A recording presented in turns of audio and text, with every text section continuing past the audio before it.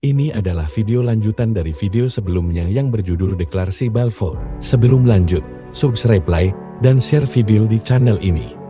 Siapa Lionel Walter Rothschild?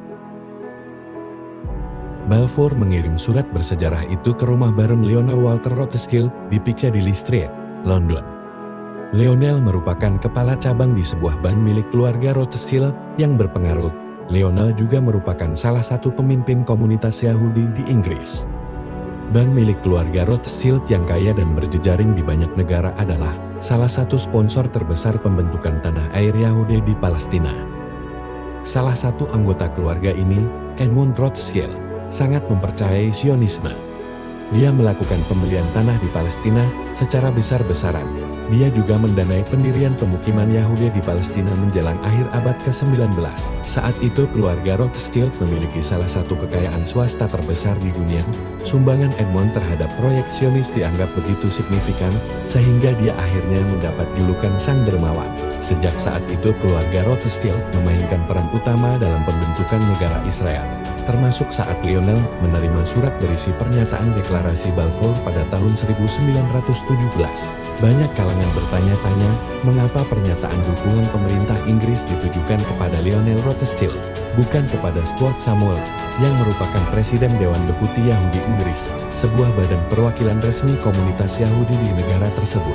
Jawabannya diyakini berkaitan dengan perpecahan di dalam organisasi itu, antara Yahudi pro-Zionis dan Yahudi anti-Zionis. Rothschild tidak memiliki jabatan resmi, tapi dalam praktiknya, dia adalah salah satu pemimpin terpenting Yahudi pro-Zionis bersama Chaim Weizmann.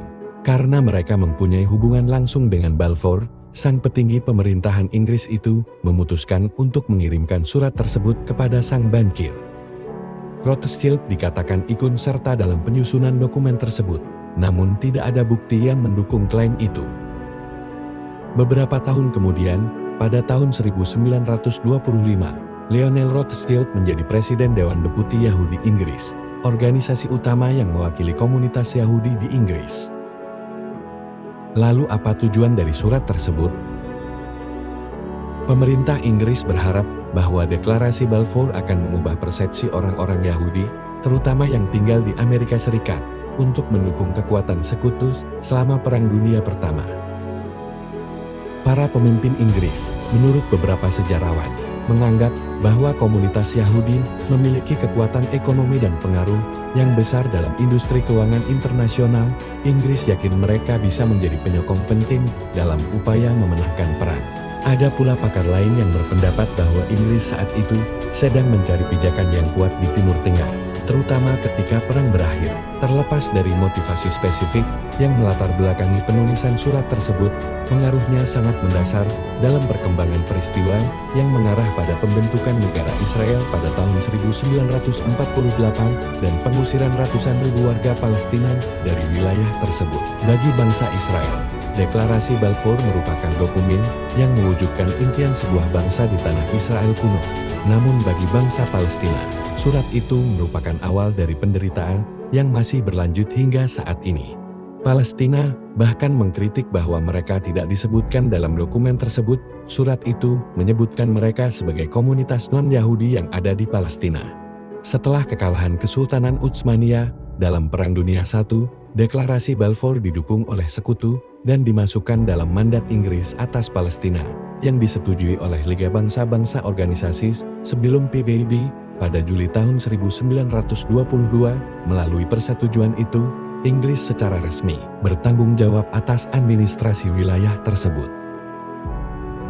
Pada tahun 1930-an, penduduk Arab yang tinggal di Palestina mulai menunjukkan ketidaksetujuan terhadap peningkatan populasi Yahudi yang pesat.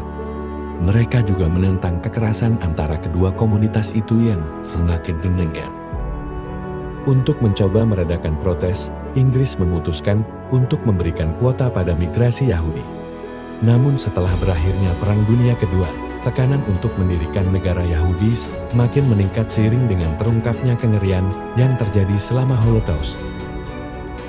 Pada 14 Mei tahun 1948 tengah malam, mandat Inggris untuk Palestina berakhir dan Inggris secara resmi meninggalkan wilayah tersebut. Pada hari yang sama Israel mendeklarasikan kemerdekaannya. Terima kasih telah menonton. Jangan lupa like, subscribe dan share video ini.